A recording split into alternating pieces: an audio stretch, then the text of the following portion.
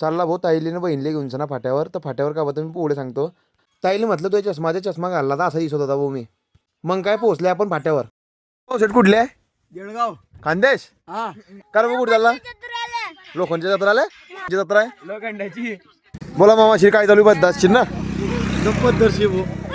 मामाच्या पोरानं मामाची पोरेल होती बाबा तुम्ही. लोखंडी जत्रा जाय राहू मी देख सकते तुम गाडी. चाललं बा मो लोखंडी जत्रा आले. चाल मला बसायला जागा नव्हती आणि आपल्याला काम बी होतं थोडंफार. तर चला मग काय निघाला घरी जायला. आपल्याला जाणं होतं फैजपूर फरशा पाहण्यासाठी. तर चला शनिदेवाचं दर्शन घेऊन घेतलं.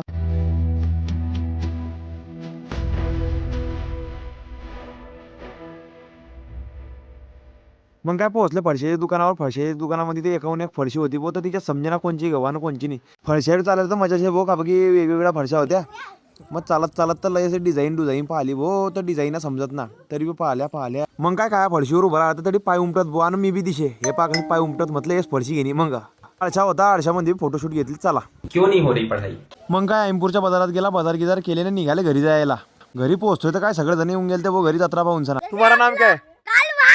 मग काय सगळ्यांना घरगीर पाहिलं. मग फिरवला परत आपल्याकडे कॅमेरा. कसा वाटला व्हिडिओ मला सांगता नक्की.